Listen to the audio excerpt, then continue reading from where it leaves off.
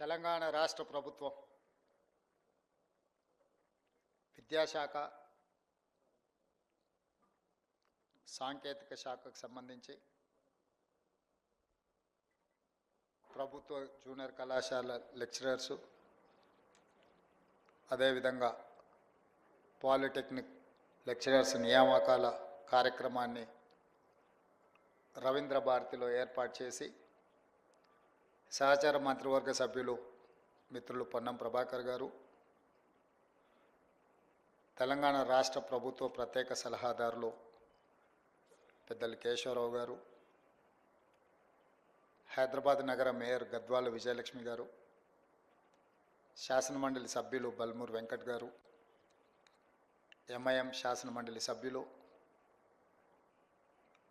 శాసనసభ్యులు శ్రీహరి గారు, chief secretary గారు, ఉన్నత విద్యాశాఖ అధికారులు, ఈరోజు నూతనంగా ప్రభుత్వ ఉద్యోగాలలో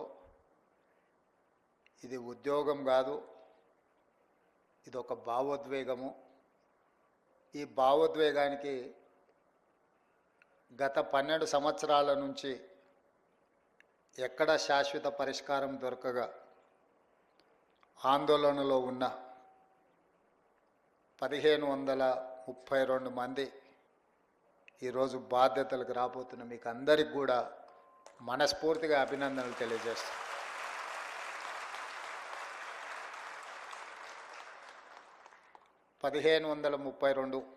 ఇందులో ప్రభుత్వ జూనియర్ కళాశాలకు సంబంధించిన 1292, పాలిటెక్నిక్ కళాశాలకు సంబంధించి 240 మంది అధ్యాపకులు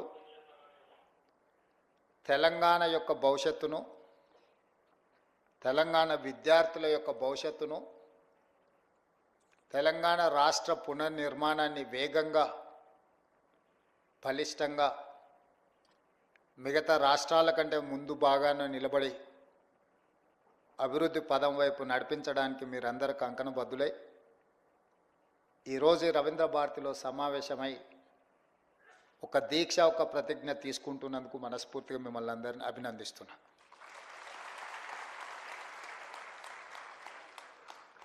తెలంగాణ రాష్ట్ర నేపథ్యము, తెలంగాణ రాష్ట్ర ఉద్యమం యొక్క నైసర్గిక స్వరూపము, తెలంగాణ ప్రజల యొక్క ఆకాంక్ష నిరుద్యోగ సమస్య. ఈ నిరుద్యోగ సమస్యనే తెలంగాణ ఉద్యమాన్ని ఉవ్వెత్తున ఆకాశమంత ఎత్తుకు ఉద్యమాన్ని తీసుకెళ్ళి ప్రత్యేక తెలంగాణ రాష్ట్రాన్ని సాధించిన దాంట్లో మీరందరూ ముందు బాగాన నిలబడి క్రియాశీలకంగా తెలంగాణ రాష్ట్రాన్ని సాధించారు.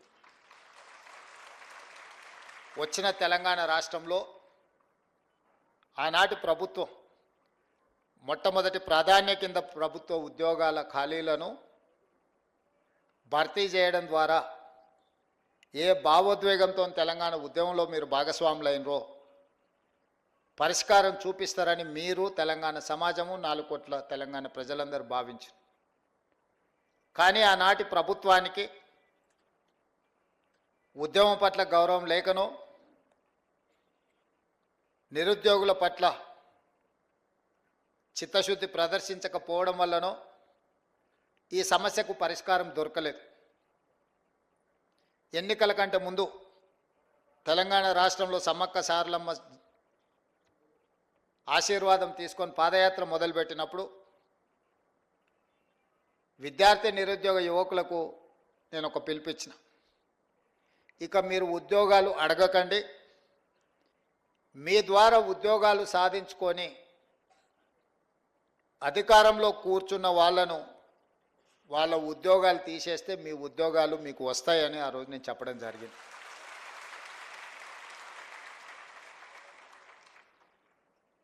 మీరు ఆత్మవిశ్వాసంతో గద్దెనెక్కిన వాళ్ళు విర్రవీగుతుంటే మీరందరూ పట్టుదలతోటి తండ్రి, కొడుకు, బిడ్డ, అల్లుడి యొక్క ఉద్యోగాలను మీరు తొలగించడం ద్వారా ఈరోజు మీ ఉద్యోగాలను మీరు శాశ్వతంగా అందిపుచ్చుకున్నారని చెప్పి నేను సందర్భంగా చెప్పదలుచుకున్నాను. ఈ ప్రభుత్వ ఏర్పాటులో మీ కృషి ఉన్నది, ఈ ప్రభుత్వ ఏర్పాటులో మీ పట్టుదల ఉన్నది.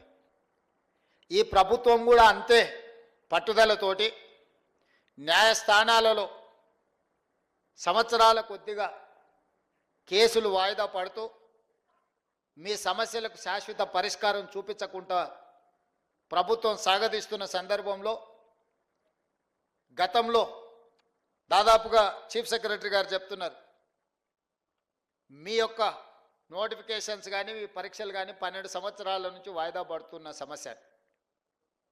ఈరోజు ఇక్కడ ఉన్నవాళ్ళు 12 సంవత్సరాలు అంటే 22 ఏళ్ళకో 23 ఏళ్ళకో 24 ఏళ్ళ యుక్త వయసులో మీరందరూ పోటీ పరీక్షలు రాసి ఇందులో ఉద్యోగాన్ని సాధించి జీవితంలో స్థిరపడి మీ తల్లిదండ్రులను ఆదుకొని మీ కన్న తల్లిదండ్రులకే కాదు మీరు పెరిగిన ఊరికి ప్రాంతానికి మంచి పేరు ప్రతిష్ట తేవాలని మీరు ప్రయత్నం చేశారు.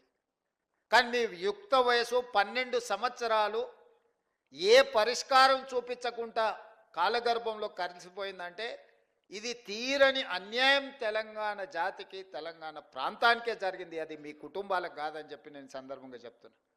23-24 ఏళ్ళ వయసులో ప్రభుత్వ ఉద్యోగాలకు రావాల్సిన మీరు 35-36 ఏళ్ళ వయసులో వచ్చిరంటే 12 సంవత్సరాలు వృధాగా మీ కాలగర్భంలో కలిసిపోయింది అని అంటే ఒక మనిషి జీవితంలో ఎంత కోల్పోయినట్టో మీ ఉదాహరణనే తెలంగాణ సమాజం అర్థం చేసుకోవాలి.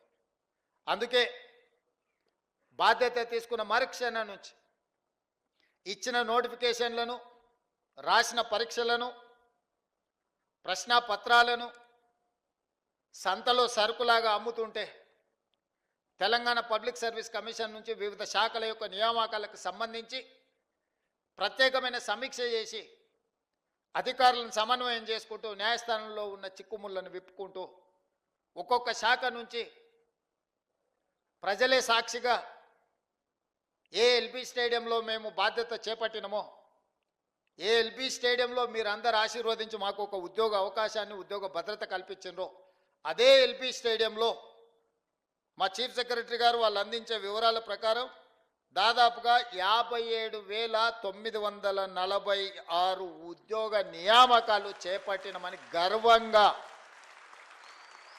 మీ ముందు నిలబడి నేను చెబుతున్నా. ఈరోజు మీరు అందరూ చదువుకున్న వాళ్ళు, లెక్చరర్స్ కాదు, పాలిటెక్నిక్ కావచ్చు లేకపోతే జూనియర్ కాలేజ్ కావచ్చు, దేశ చరిత్రలోనే ఏ రాష్ట్రంలో అయినా మొదటి సంవత్సరంలో 57,946 ప్రభుత్వ ఉద్యోగ ఖాళీల నియామకం చేపట్టిన రాష్ట్రం ఏదైనా ఉన్నదా? మీరు సమయం తీసుకొని మీరు మొత్తం వివరాలు సేకరించి మళ్ళీ తెలంగాణ సమాజానికి మీరు చెప్పండి. ఇది మా ప్రభుత్వం మీ అండతో సాధించిన విజయం. ఈ విజయం అసామాన్యమైనది. ఎందుకంటే ఇన్ని ఉద్యోగ నియామకాలను ఇవ్వడం ద్వారా తెలంగాణ ఉద్యమానికి పునాదులుగా ఉపయోగపడ్డ నిరుద్యోగ యువకుల యొక్క సమస్యను శాశ్వతంగా పరిష్కరించి ప్రభుత్వ ఉద్యోగ నియామకాలు అందించిన నాకు చాలా ఆత్మ సంతృప్తినిచ్చిన సందర్భం. ఒక కుటుంబంలో ఒక ఉద్యోగం వస్తే ఆ కుటుంబం యొక్క భవిష్యత్తే కాదు, వాళ్ళ భవిష్యత్ తరాల యొక్క భవిష్యత్తు కూడా తీర్చిదిద్దడానికి ఉపయోగపడుతుంది. ఈరోజు ప్రభుత్వ ఉద్యోగ నియామకాలలో మీరు అభివృద్ధి పదం వైపు నడుస్తే మీ భవిష్యత్ తరాలందరూ కూడా ఒక క్రమ పద్ధతిలో అభివృద్ధి జరగడానికి ఉపయోగపడుతుంది. మీ ఒక్కరికే పరిమితం అయ్యేది కాదు, మీకు, మీ ఊరికి, మీ కుటుంబానికి ప్రయోజనం చేకూర్చేది.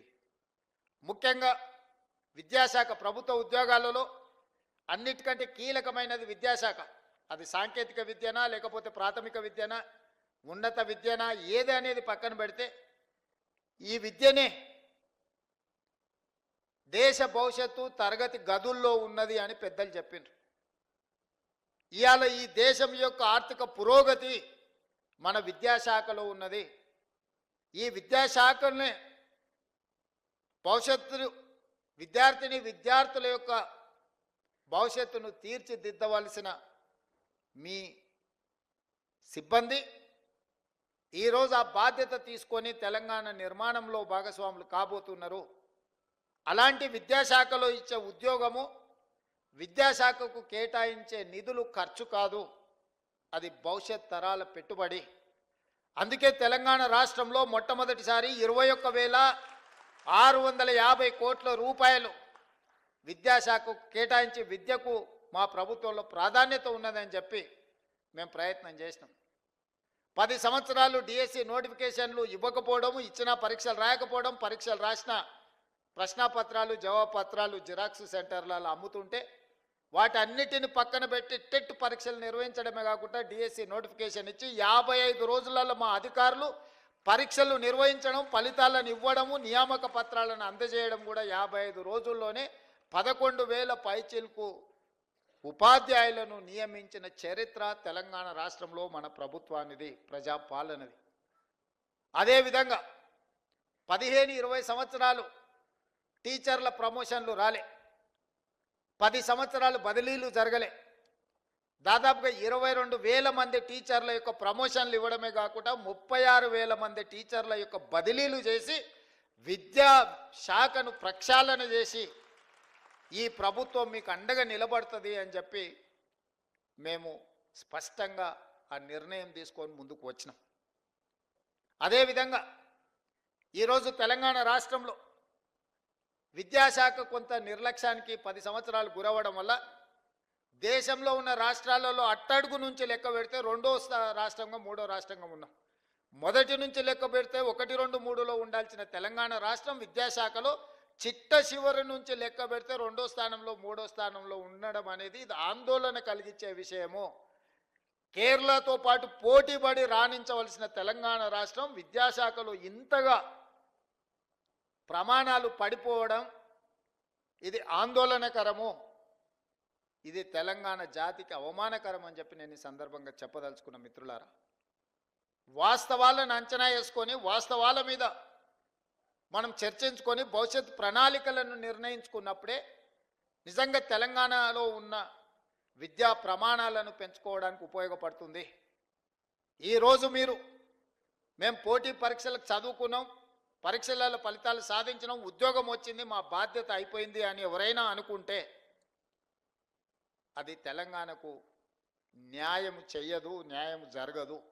ఈ రోజు నుంచి మీరు రెట్టించిన పట్టుదలతో ఈ రోజు నుంచే మీరు ఇది ఉద్యోగం కాదు, ఇది ఒక భావోద్వేగం, ఈ తెలంగాణ నిర్మాణంలో మేము భాగస్వాములమైనాం, ఇది ఒక గొప్ప అవకాశం మాకు వచ్చిందని మీరు నిర్ణయించుకొని ఈ భావోద్వేగానికి పునరంకితం అవ్వడం ద్వారా తెలంగాణకు మేలు జరుగుతుంది, తెలంగాణ యొక్క భవిష్యత్తు రూపురేఖలు మారబోతున్నాయని చెప్పి నేను మీకు అందరికీ చెప్పదలుచుకున్నాను.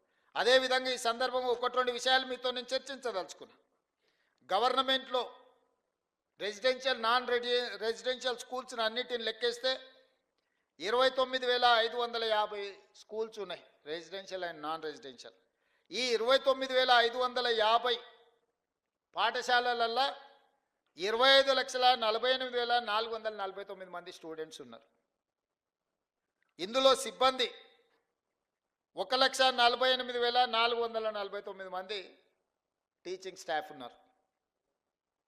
అదే ప్రైవేట్ స్కూల్స్ 11,207 ఉన్నారు.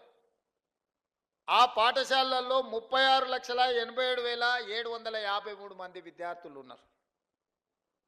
వాళ్ళ సిబ్బంది 1,83,372 మంది ఉన్నారు. నేను ఈరోజు మిమ్మల్ని అడగదలుచుకున్నా, దాదాపుగా 30,000 పాఠశాలల్లో 25,50,000 మంది విద్యార్థులు ఉంటే 11,800 ప్రైవేటు పాఠశాలల్లో 36,87,000 మంది విద్యార్థులు చదువుకుంటున్నారు అంటే మనకంటే ప్రైవేటు పాఠశాలలు గొప్పవా? మనకంటే విద్యా ప్రమాణాలు ఎక్కువగా ఉన్న సిబ్బంది వాళ్ళ దగ్గర ఉన్నారా? మనం ఎందుకు ఆ ప్రైవేట్ స్కూల్స్తోని కాంపిటీట్ చేయలేకపోతున్నాము? మన కాంపిటీషన్ ఎందుకు వాళ్ళతో పోటీ పడే విధంగా లేదు? ఎక్కడ లోపం ఉన్నదో దాన్ని ఆత్మ పరిశీలన చేసుకోవాల్సిన బాధ్యత ప్రభుత్వానికి, మీకు మాకు ఉన్నదా లేదా ఒకసారి ఆలోచన చేయండి అని నేను అడుగుతున్నా. ఈరోజు ప్రైవేట్ స్కూల్స్ చదువులు చెప్పే అక్కడుండే ఉపాధ్యాయుల యొక్క ఎక్స్పీరియన్స్ కానీ వాళ్ళ చదువులు కానీ మీకంటే ఎక్కడా ఎక్కువ లేవు. నేను చాలా పాఠశాలల్లో వివరాలు తెప్పించిన, కానీ ఫోకసే ఎక్కడో మిస్ అవుతున్నా. దీన్ని సరిదిద్దాల్సిన బాధ్యత మన అందరి మీద ఉన్నది.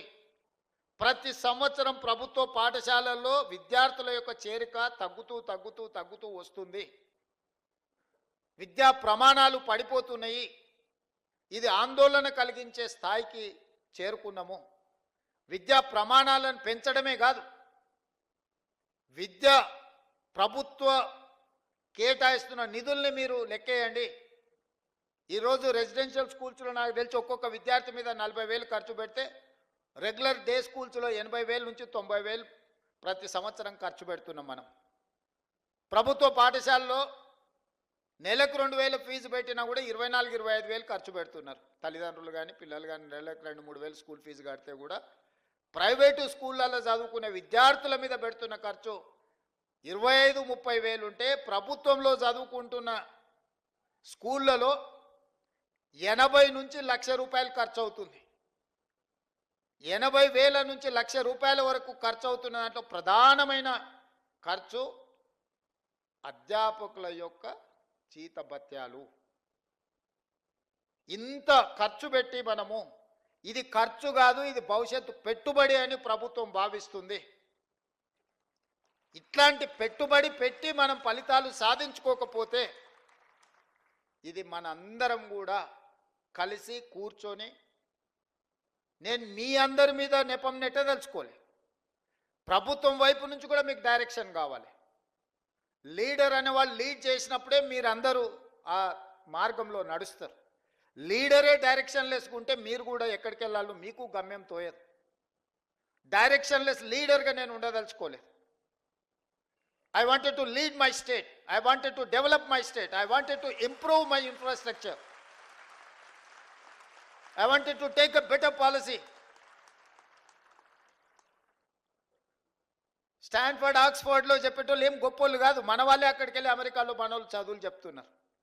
మన పిల్లలే అక్కడికి వెళ్ళి చదువుకుంటున్నారు.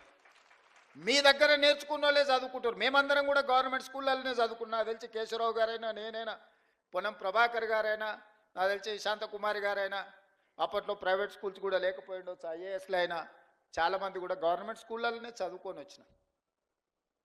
ఈరోజు ఈ రాష్ట్రాన్ని దేశాన్ని నడిపించే శక్తి ప్రభుత్వ పాఠశాలల్లో చదువుకున్న మాకున్నప్పుడు రేపటి భవిష్యత్ తరాలకు మనం ఎందుకు ఆ కాన్ఫిడెన్స్ ఇవ్వలేకపోతున్నాం? ఎందుకు తల్లిదండ్రులు మన స్కూళ్ళకు రాలేకపోతున్నారు? ఎందుకు ఈ ప్రభుత్వాన్ని విశ్వసించడం లేదు? ఎందుకు ఈ ప్రభుత్వ పాఠశాలల్లో విద్యార్థులు చేరడం లేదు? ఈ మూలాలను మనం చర్చించుకోవాల్సిన అవసరం ఉంది. మూలాల మీద పరిశోధన చేసుకోవాల్సిన అవసరం ఉంది. పరిశోధన చేయడం ద్వారా వాటిని సరిదిద్దుకోవాల్సిన బాధ్యత మన అందరి మీద ఉన్నది. మనందరం కలిసికట్టుగా నడుం బిగిస్తే ఇదేం పెద్ద సమస్య కాదు. ఈరోజు Young India integrated residential schools, గతంలో SC ST BC minority residential schools ఇచ్చినామన్నారు. జీవోలు ఇచ్చిండ్రు, సంతోషం. అడ్మినిస్ట్రేటివ్ శాంక్షన్ ఇచ్చిండ్రు, సంతోషం. ఎక్కడైనా ఎస్సీ ఎస్టీ బీసీ మైనారిటీ స్కూల్స్కి ఎక్కడైనా బిల్డింగ్లు కట్టినరా? ఎక్కడైనా వాళ్ళకి ఏమన్నా కనీస మౌలిక వసతులు ఉన్నాయా? మూసేసిన పోల్ట్రీ ఫామ్లలోనో లేకపోతే 4 గదులు ఎక్కడైనా కొన్ని రాజకీయ పార్టీల లీడర్లు కట్టుకున్న దాంట్లో కిరాయికి పెట్టించి ఆ పిల్లల భవిష్యత్తును అంతా సర్వనాశనం చేసిండ్రు. అందుకే ఈరోజు each and every assembly constituency మొన్ననే 58 యంగ్ ఇండియా ఇంటిగ్రేటెడ్ రెసిడెన్షియల్ స్కూల్స్కి దాదాపుగా 11,500 కోట్ల రూపాయలు. ఒక్కొక్క క్యాంపస్ 20 నుంచి 25 ఎకరాలలో 200 కోట్ల రూపాయలతోని 100 అసెంబ్లీ కాన్స్టిట్యున్సీలలో 100 యంగ్ ఇండియా ఇంటిగ్రేటెడ్ రెసిడెన్షియల్ స్కూల్స్ని మన ప్రభుత్వం నిర్ణయం తీసుకున్నది. రాబోయే 3 సంవత్సరాలలో 25 నుంచి 30,000 కోట్ల రూపాయలు ఇన్ఫ్రాస్ట్రక్చర్ క్రియేట్ చేసి ఒక అద్భుతమైన ఇన్ఫ్రాస్ట్రక్చర్ ఇవ్వడం ద్వారా విద్యా ప్రమాణాలను పెంచాలి అని ఈరోజు ప్రభుత్వం ప్రయత్నం చేస్తుంది. ఇవాళ ఇంజనీరింగ్ స్టూడెంట్స్ వెరీ అన్ఫార్చునేట్, ప్రతి సంవత్సరం 1,10,000 మంది ఇంజనీరింగ్ గ్రాడ్యుయేట్స్ తెలంగాణ రాష్ట్రం నుంచి పాస్ అవుతున్నారు. అందులో 10% కూడా ఉద్యోగాలు వస్తలేవు. దాదాపుగా 1,00,000 మంది ఇంజనీరింగ్ గ్రాడ్యుయేట్స్ ఉద్యోగాలు దొరకక ఊరికెళ్తే తల్లిదండ్రులకు భారం అవుతామని, నగరంలో చదువుకున్న చదువు కాబట్టి ఇతర ఉద్యోగాలు చేయలేక కుటుంబాలు క్షోభను అనుభవిస్తున్నాయి. చాలామంది నా దగ్గరకు వస్తారు, సార్ మా పిల్లవాడు ఇంజనీరింగ్ చదువుతున్నాడు, ఏదైనా ఉద్యోగం చూడు సార్, నువ్వు ముఖ్యమంత్రి కదా, నా కొడంగల్ నియోజకవర్గం నుంచి వస్తారు. ఏంద్రా అంటే నేను కంప్యూటర్ సైన్స్ చదువుకున్నా అంటాడు. దాంట్లో ఎవరి దగ్గరకన్నా ఉద్యోగానికి మావాడినంటే వాడు ఇంటర్వ్యూ పోతే బేసిక్స్ కూడా లేదు. ఇతర సాంప్రదాయకబద్ధమైన ఇంజనీరింగ్ చదవడం లేదు, సివిల్, మెకానికల్, ఎలక్ట్రికల్. ప్రతి వాళ్ళు కంప్యూటర్ సైన్స్ చదువుకోవాలి, అమెరికాకి వెళ్ళాలి, డాలర్లు సంపాదించాలి, కుటుంబాన్ని పోషించాలి అనే ఒక పట్టుదల లక్ష్యం బాగానే ఉంది. ఎంతమందికి కంప్యూటర్ సైన్స్లో ఉద్యోగాలు వస్తాయి? ఎంతమంది అమెరికాకు పోగలుగుతారు? ఎంతమంది నిజంగా అంత సాంకేతిక నైపుణ్యాన్ని సాధిస్తున్నారు? అందుకే ఈరోజు సర్టిఫికెట్ ఉండడం వేరు, సాంకేతిక నైపుణ్యం ఉండడం వేరు, ఉద్యోగ అవకాశాలను అందిపుచ్చుకోవడం వేరు. వీటన్నిటిని గమనించి యంగ్ ఇండియా స్కిల్స్ యూనివర్సిటీ అని ఈ దేశంలోనే మొట్టమొదటిసారి పబ్లిక్ ప్రైవేట్ పార్ట్నర్షిప్లో యంగ్ ఇండియా స్కిల్స్ యూనివర్సిటీని సాంకేతిక నైపుణ్యాన్ని పెంపొందించే విధంగా మల్టీనేషనల్ కంపెనీలు, లిజెండ్స్ ఇన్ కార్పొరేట్ సెక్టర్ వాళ్ళనే బోర్డ్ ఆఫ్ డైరెక్టర్స్గా తీసుకున్నాం. ఈరోజు యంగ్ ఇండియా మన స్కిల్స్ యూనివర్సిటీకి చైర్పర్సన్ వచ్చి Mahindra group of companies, Anand Mahindra అంటే మహేంద్ర కార్లు మనం చూస్తున్నాం కదా, అంత సక్సెస్ స్టోరీ ఉన్న వ్యక్తిని మన ప్రభుత్వం ప్రారంభించిన యూనివర్సిటీకి చైర్పర్సన్గా నియమించిన బోర్డ్ ఆఫ్ డైరెక్టర్స్గా రెడ్డి ల్యాబ్స్, అరబిందో, లేకపోతే Apollo hospitals, biggest corporate company success story ఉన్న వాళ్ళను ఎండీస్ని తీసుకొచ్చి మన government Young India skills university board of డైరెక్టర్స్గా పెట్టి సిలబస్ వాళ్ళే తయారు చేస్తారు, విద్యార్థులను వాళ్ళే సెలెక్ట్ చేస్తారు, ట్రైనింగ్ వాళ్ళే ఇస్తారు, ట్రైనింగ్ ఇచ్చిన వాళ్ళందరినీ వాళ్ళే ఉద్యోగాలు ఇస్తారు. ప్రభుత్వం ఫెసిలిటేటర్గా మాత్రమే ఉంటుంది, ప్రభుత్వం పాత్ర లేదు. 60 ఎకరాలు ఇప్పుడు ఫ్యూచర్ సిటీలో ఇచ్చి దాదాపుగా వాళ్లకు ఈరోజు 20 లక్షల స్క్వేర్ ఫీట్లో యూనివర్సిటీ కట్టి 600 కోట్ల రూపాయల కార్పస్ ఫండ్, గవర్నమెంట్ పైసలు కాదు, కార్పొరేట్ కంపెనీల సిఎస్ఆర్ ఫండ్స్, కార్పస్ ఫండ్ అంటే ఆ యూనివర్సిటీ నడుపుకోవడానికి అవసరమైన నిధులను ఒక 600 కోట్ల రూపాయలు వాళ్ళ బ్యాంకులో పెట్టి ఆ విద్యార్థుల యొక్క భవిష్యత్తుకు ఆ నిధులు వాళ్ళు ఖర్చు పెట్టుకునే మొత్తం పవర్స్ అన్ని వాళ్ళకి ఇచ్చేసి ఈరోజు యంగ్ ఇండియా స్కిల్స్ యూనివర్సిటీని తెలంగాణ రాష్ట్రంలోనే దేశానికి ఆదర్శంగా ఉండే విధంగా ఈరోజు మనం నిర్ణయం తీసుకున్నాం. ఇవాళ చదువుకొని సర్టిఫికెట్ మనకు సరిపోదు. యువమిత్రులారా, నేను మీతో స్పష్టంగా చెప్పదలుచుకున్న, ప్రపంచంతో పోటీ పడాలి అంటే చదువుతో పాటు సాంకేతిక నైపుణ్యం ఉండాలి. సాంకేతిక నైపుణ్యంతో పాటు కమ్యూనికేట్ చేసే స్కిల్ ఉండాలి. కొందరు చాలా తెలివితేటలు ఉంటారు, రాయగలుగుతారు, కానీ ఇంటర్వ్యూకి వెళ్తే మాట్లాడడానికి నోట్లోకి వెళ్ళి మాట వెళ్ళదు. ఎదురుగున్న వాళ్ళని చూడంగానే వీళ్ళకు చేతులు చల్లగా అయిపోతాయి. ఏం అడగాలి, ఏం అడుగుతాడో, ఏం చెప్పాలో. ఆ ఎదురుగా అడిగేటోనికంటే వీడికి తెలివి ఎక్కువ ఉంటుంది, కానీ వీడు చెప్పడానికి సమయంలో ఇది రాదు. ఇట్లాంటి వాటిని అన్నిటిని మనం ఓవర్కమ్ కావాల్సిన అవసరం ఉన్నది. ఈరోజు ప్రపంచం అంతా మన వైపు చూస్తుంది. మరి ఆ ప్రపంచంతో పోటీ పడే విధంగా తెలంగాణ రాష్ట్రాన్ని తీర్చిదిద్దుకోవాలి. ఇదే కాదు, మన ఒలింపిక్స్ చూసిరు, ఒక గోల్డ్ మెడల్ అని వచ్చిందా భారతదేశానికి? ప్రపంచంలోనే అత్యధిక జనాభా, 140 కోట్ల జనాభా ఉన్న దేశం భారతదేశం. యువ సంపద, ప్రపంచంలో మనం మేధావులం అంటున్నాం, ప్రపంచానికే మనము ఐటీని, ఫార్మాని మనమే సరఫరా చేస్తున్నాం అంటున్నాం. ఈ గొప్పలు బాగానే ఉన్నాయి, కానీ గోల్డ్ మెడల్ ఎక్కడుంది? గోల్డ్ మెడల్ ఎక్కడుందని నేను అడుగుతున్నా. ఎందుకు ఈ దేశం, ఎందుకు మన యువత, మనందరం ఎందుకు ఆలోచన చేయలేకపోతున్నాం? ఇది మన దేశం కాదా? మనకు బాధ్యత లేదా? మనం బంగారు పథకాలు సాధించొద్దా? అంటే లీడర్స్కి ఫోకస్ లేకపోవడం వల్ల, లీడర్స్ ఇన్ఫ్రాస్ట్రక్చర్ క్రియేట్ చేయకపోవడం వల్ల, లీడర్స్ ఈ స్పోర్ట్స్ని ప్రాధాన్యత కింద తీసుకోకపోవడం వల్ల ఈ దేశానికి అన్యాయం జరుగుతుంది. అందుకే యంగ్ ఇండియా స్పోర్ట్స్ యూనివర్సిటీని, యంగ్ ఇండియా స్పోర్ట్స్ అకాడమీని మనం ఈరోజు ప్రారంభించుకున్నాము. ప్రపంచ దిగ్గజాలైన కార్పొరేట్ కంపెనీలను తీసుకొచ్చి అందులో భాగస్వాములను చేసినాము. సౌత్ కొరియన్ స్పోర్ట్స్ యూనివర్సిటీని సౌత్ కొరియా పోయినప్పుడు ఒక యూనివర్సిటీకి పోయినా, క్యాంపస్ ఎంత అంటే 30 ఎకరాలు. మన ఉస్మానియా యూనివర్సిటీ క్యాంపస్ కొన్ని 100 ఎకరాలు, కాకతీయ యూనివర్సిటీ క్యాంపస్ కొన్ని 100 ఎకరాలు, మన పాలమూరు యూనివర్సిటీ ఒక 300 ఎకరాలలో ఉన్నట్టుంది. 30 ఎకరాలు సౌత్ కొరియన్ స్పోర్ట్స్ యూనివర్సిటీకి నేను వెళ్తే ఒలింపిక్స్లో 32 పథకాలు వచ్చినాయి. 32లో 16 పథకాలు ఒక యూనివర్సిటీకి వచ్చినాయి. 16 పథకాలలో ఒక అమ్మాయిని నేను కలిసిన ఆర్చరీలో, ఆ అమ్మాయికి 3 గోల్డ్ మెడల్స్ వచ్చినాయి. ఒకే ఒక అమ్మాయి ఒలింపిక్స్లో 3 గోల్డ్ మెడల్స్ సంపాదించింది. I was surprise. ఒక అమ్మాయి 3 ఒలింపిక్స్లో గోల్డ్ మెడల్ సంపాదించిన అమ్మాయి ఆ యూనివర్సిటీ స్టూడెంట్ సాదాసీదాగా వచ్చి కలిసింది. ఒక అమ్మాయి చిన్న పాపులేషన్ ఉన్న సౌత్ కొరియాలో 3 గోల్డ్ మెడల్, 32 మెడల్స్ సాధిస్తే 140 కోట్ల జనాభా ఉన్న మనం ఒక్కటి కూడా సాధించలేదంటే మనం ఆత్మ పరిశీలన చేసుకోవాల్సిన అవసరం ఉందా లేదా ఆలోచించేయండి మిత్రులారా. అందుకే ఈరోజు చదువుతో పాటు క్రీడలకు కూడా ప్రాధాన్యత ఇవ్వాలని క్రికెట్లో వరల్డ్ కప్ సాధించిన సిరాజుద్దీన్ మన హైదరాబాద్ యువ క్రికెటర్ని, అతను చదువుకున్నది ఇంటర్మీడియటే. అతనికి ఉద్యోగాలు ఇవ్వాలంటే నిబంధన అడ్డం వచ్చింది.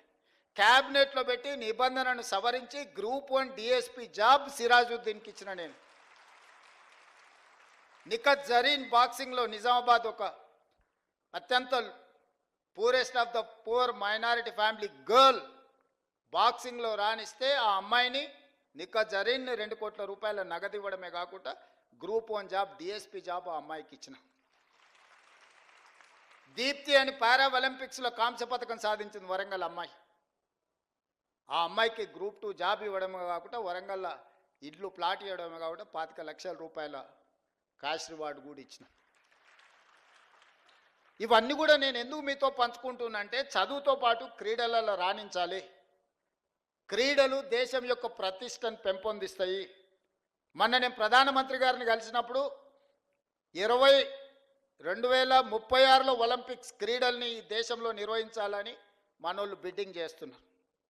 ఈ దేశంలో అత్యధికంగా క్రీడలకు సంబంధించిన వసతులు తెలంగాణ రాష్ట్రంలో హైదరాబాద్లో ఉన్నాయి.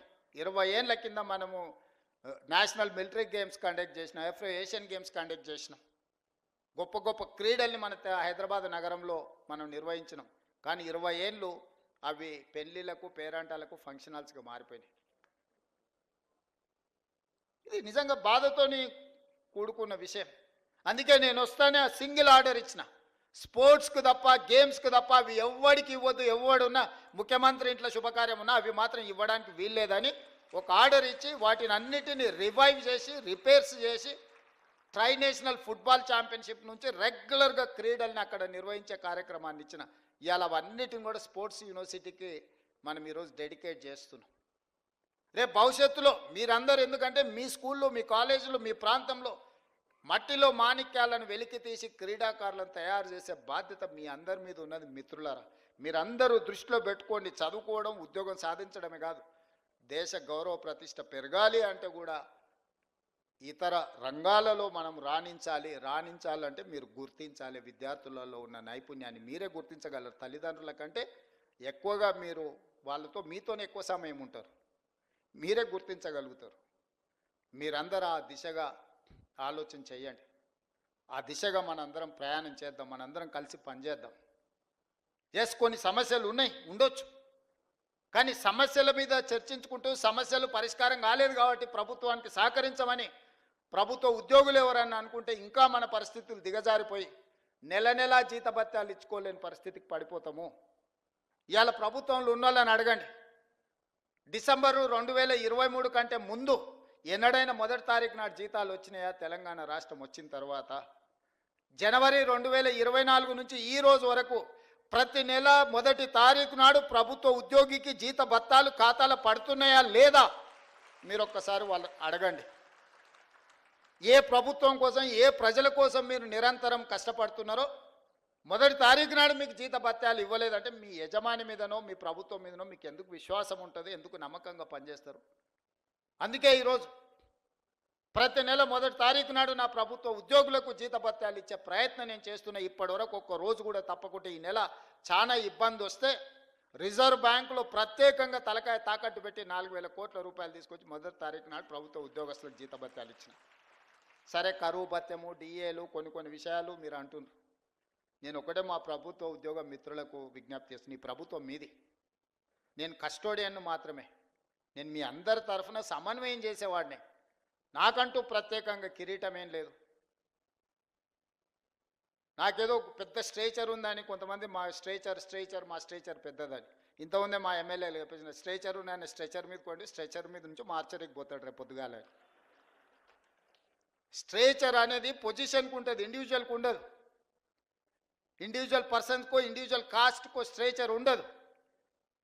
ఎమ్మెల్యేకి స్ట్రేచర్ ఉంటుంది, ప్రభుత్వ ఉద్యోగికి స్ట్రేచర్ ఉంటుంది, ఎమ్మెల్యేకి స్ట్రేచర్ ఉంటుంది, ఎంపీకి స్ట్రేచర్ ఉంటుంది, ఎమ్మెల్సీకి స్ట్రేచర్ ఉంటుంది, మంత్రికి స్ట్రేచర్ ఉంటుంది, ముఖ్యమంత్రికి ఉంటుంది, గవర్నర్కి ఉంటుంది, ప్రధానమంత్రికి ఉంటుంది, రాష్ట్రపతికి ఉంటుంది, ఆ కుర్చీకి స్ట్రేచర్ ఉంటుంది. మీకు మీరు మాకు స్ట్రేచర్ ఉందని అనుకుంటే ఆ స్ట్రేచర్ ఉందని విర్రవీగితే స్ట్రెచర్ మీదకి పంపించరు. ఇట్లే చేస్తే ఆ తర్వాత మార్చరికి పోతారు. అది కూడా గుర్తుపెట్టుకోవాలి. అందుకే ఈరోజు మా ప్రభుత్వ ఉద్యోగ మిత్రులకు నేను విజ్ఞప్తి చేస్తున్నా. పైసా పైసా లెక్క మొత్తం మీకు అప్పచెప్తా. ఏది ఎట్లా వంచాలనో మీరే చెప్పురి. ఇక నా దగ్గర ఏం లేదు, అనా పైసా నా అన్ని జేబులలో తీసి మీ ముందర పెడతా, టేబుల్ మీద పెడతా. ఒక్క పైసా కూడా నా జేబులో పెట్టుకొని నా నెల జీతం కూడా మీకే ఇస్తా. ఎట్లా వంచుదామో చెప్పురి. సింపుల్ లెక్క చెప్తా నేను. ప్రతి నెల రాష్ట్ర ప్రభుత్వానికి 18,000 నుంచి 18,500 కోట్ల రూపాయల ఆదాయం ఉంది. ప్రతి నెల రాష్ట్ర ప్రభుత్వానికి 18,000 నుంచి 18,500 కోట్ల రూపాయల ఆదాయం ఉంది. ఓ నెల 200 ఎక్కువ, 200 తక్కువ, ఇది ప్రతి నెల ఆదాయం. 6,500 కోట్ల రూపాయలు ప్రభుత్వ ఉద్యోగస్తుల జీతభత్యాలు, పెన్షన్లు, అవుట్సోర్సింగ్, కాంట్రాక్ట్ ఏదన్నా అనుకోండి, మీకు ప్రతి నెల జీతభత్యాలు ఇవ్వడానికి 6,500 కోట్లు పోతున్నాయి. ఇంకొక 6,500 కోట్లు అయ్యగారు చేసిన అప్పులకు తప్పులకు ప్రతి నెల 10 తారీఖు లోపల కట్టాల్సి వస్తుంది. 7 లక్షల కోట్ల అప్పులు చేసిండు, కాళేశ్వరం లాంటి తప్పులు చేసిండు. ఈ రెండింటి కలిపి, అప్పులకు తప్పులకు కలిపి, ఇష్టం ఉన్నా లేకపోయినా, నాకు నచ్చినా నచ్చకపోయినా ఆయన నాకు ఇచ్చిన నజరానా ఏందయ్యా అంటే ప్రతి నెల 6,500 కోట్ల రూపాయలు నేను అప్పులోకి కట్టాల్సిందే. నేను ఒక పూట ఉపాసం పండినా బ్యాంకులో, రిజర్వ్ బ్యాంకులో పడంగానే వాళ్ళే గుంజుకుంటారు, నన్ను అడగను కూడా అడగరు. ఇది ఒక డబ్బా నా ఆదాయం. ఇందులో ప్రతి రూపాయి పడంగానే 1 తారీఖు నుంచి 10 తారీఖు లోపల ఈ అప్పులు ఇచ్చిన బ్యాంకులు, రిజర్వ్ బ్యాంకు నుంచి అటే తీసుకొని పోతారు. 6,500 అటు పోయినాయి. మీరు మా బంధువులు, ఆత్మబంధువులు కాబట్టి 6,500 కోట్లు మీ ఉద్యోగస్తులకు ఇస్తున్నా. 13,000 కోట్ల రూపాయలు అయిపోయినాయి. ఇక నా దగ్గర ఎంత మిగిలిందా అంటే 5,000 నుంచి 5,500 కోట్లు. ఇక నేను మిమ్మల్ని అడుగుతున్నా, ఈ 5,000 నుంచి 5,500 కోట్లల్లా షాదీ ముబారక్, కళ్యాణ లక్ష్మి, పెన్షను, రైతు రుణమాఫీ, రైతు భరోసా, ఇట్లా 25-30 ప్రభుత్వ సంక్షేమ పథకాలు ఉన్నాయి. ఇవి కాకుండా అర్ధాంతరంగా ఆగిపోయిన కాళేశ్వరం కట్టాలి, కూలిపోయిన శ్రీశైలం లెఫ్ట్ బ్యాంక్ కెనాల్ని కట్టాలి, పాలమూరు రంగారెడ్డి ఎత్తిపోతలు కట్టాలి, రీజనల్ రింగ్ రోడ్కు నిధులు ఇవ్వాలి. ఈ రాష్ట్రంలో ఏం అభివృద్ధి చేయాలన్నా కూడా ఇందులో నుంచే తీయాలి. ఇక నాకున్న వెసులుబాటు 5,000 నుంచి 5,500 కోట్లు. నేనిచ్చిన గ్యారంటీలు కానీ, అంతకుముందు నుంచి వచ్చిన వారసత్వం కానీ, ఇవన్నీ కలిపితే నాకు ఇంకొక 18,000 కోట్లు కావాలి వాస్తవంగా. ఆయన కాంట్రాక్టర్లకు అగ్రిమెంట్లు చేసిండు, ఆయన కమిషన్లు తీసుకొని ఆయన వెళ్ళిపోయిండు. ఇవాళ వాళ్ళ పేమెంట్లు నేను వచ్చి కూర్చున్నప్పటికీ 42,000 పేమెంట్లు బకాయిలు పెట్టిపోయిండు ఈ కాంట్రాక్టర్లకి. ఇక విద్యుత్ శాఖ ఇవాటి మళ్ళీ పక్కన పెట్టాలి. అట్లా నేను మినిమం వెల్ఫేర్ ఉన్న వాటిని ఒక మాదిరిగా నడపాలంటే నాకు 22,000 కోట్లు కావాలి. 22,000 కోట్లు నాకు వస్తే ఇప్పుడున్న కమిట్మెంట్స్ ఏదైతే వెల్ఫేర్లో ఇప్పుడు నేను చెప్పిన రైతు భరోసా కావచ్చు, లేకపోతే ఆర్టీసీ బస్సు కావచ్చు, లేకపోతే ఉచిత కరెంటు కావచ్చు, ఇంటికి సిలిండర్ కావచ్చు, రాజీవ్ ఆరోగ్యశ్రీ, ఇట్లా ఇవన్నీ కలిపితే 22,000 కావాలి. 22,000 అంటే 13,000 ఇవి తీసేస్తే 9,000 కోట్లు ఉంటే నేను ఇవన్నీ సమన్వయం చేయగలుగుతా 15 తారీఖు లోపల. ఇంకొక 8,000 కోట్లు ఉంటే ఈయన కాంట్రాక్టర్లకు పెట్టిపోయిన అప్పులకు బిల్లులు కట్టాలి. ఆ బిల్లులు పక్కన పెట్టినా కూడా 9,000 కావాలి. 9,000కు నాకు 5,500 ఉన్నాయి. అందుకే ఓ నెల ఆశా వర్కర్లకు పెండింగ్ పెడితే, ఓ రోజు అంగన్వాడీ వర్కర్లకు పెండింగ్ పెడితే, ఓ రోజు షాదీ ముబారక్ పెండింగ్ పెడితే, ఓ రోజు కళ్యాణ లక్ష్మి పెండింగ్ పెడితే, అంటే ఓ నెల పాల పైసలు ఇచ్చి ఇంటికి రాయపి, ఓ నెల ఇంటికి రాయి ఇచ్చేసి పిల్లల ఫీజులు బకాయిలు పెట్టి, పిల్లల ఫీజులు ఒక నెల కట్టి, ఇట్లా రొటేషన్ చేసే పనే జరుగుతుంది. ఇవన్నీ నేను చెప్తా, రాష్ట్రం దివాలా తీసిందని బయటికి చెప్తావా నువ్వు అంటాడు. ఊపర్ శర్వాని అందరు పరిశాని. ఎన్ని రోజులు కప్పిపుచ్చుకోవాలి? క్యాన్సర్ ముదిరిపోతుంటే నేను బాగున్నా, కండలు తిరిగినాయి, నాకు 6 ప్యాక్ ఉందని ఎన్ని రోజులు అబద్ధం చెప్పాలి నేను? మీరు చెప్పండి. ఈ రాష్ట్రానికి ఆర్థికంగా ఆయన గారు క్యాన్సర్ ఇచ్చిపోయిండు, ఆ క్యాన్సర్ నుంచి నేను కోలుకొని దాన్ని ఏదో రకంగా ఆరోగ్యం సాధించి దీన్ని ముందుకు తీసుకెళ్లాలనే ప్రయత్నం చేస్తుంటే నువ్వేం చేయలేదు, నువ్వు దిగిపో అంటాడు. అరే మీరు అందరు 5 ఏళ్ల కోసం కదా ఎక్కించింది, నా పేరు మీదనే మీ దగ్గరకు వచ్చి దండం పెడితే రాహుల్ గాంధీ గారు వచ్చి అరే గీననే మా ఓడి నన్ను చూసి ఓటేరి, నన్ను కూడా చూసి ఓటేరి అని 10 నెలలకే దిగిపో అంటాడేంది, 10 ఏళ్ళు కుర్చీలో కూర్చున్నాయన. ఇప్పుడు మీరు ప్రభుత్వ ఉద్యోగులు, ఇవాళ మీకు నియామక పత్రం ఇస్తున్నాం, వచ్చే సంవత్సరం మీరు రిటైర్ అయిపోయి మీరు దిగిపోందంటే మీరు ఊరుకుంటారా మిత్రులారా? మీకు ఒక నిబంధన ప్రకారమే మిమ్మల్ని నియామకం చేపడుతున్నాం కదా, ఇవాళ మీకు నియామక పత్రాలు అందిస్తున్నట్టు ఒక నియమ నిబంధనల ప్రకారమే కదా. మరి ఒక 5 ఏళ్ల కోసం మీరు ఆశీర్వదించి 65 సీట్లు ఇచ్చి సార్ నువ్వు నడుపు మేము ఉంటాం, ఏంది కష్టం నష్టం వస్తే మేము అండగంలో పడితే ఓ పూట వెనక ముందైనా కలిసి అవసరమైతే అందరం కలిసి ఓ పూట ఉపాసం బండి అయినా మంచి చేద్దామని మీరు అందరు సహకరిస్తుంటే వాళ్ళ బాధ ఏంది, వాళ్ళ దుఃఖమేంది? ఎప్పుడైనా చూసిర్రా వాళ్ళ అసహనం, వాళ్ళ కోపం? ఏం గుంజుకున్నా వాళ్ళది? నేను ఏం ఫామ్ హౌస్ గుంజుకున్నానా?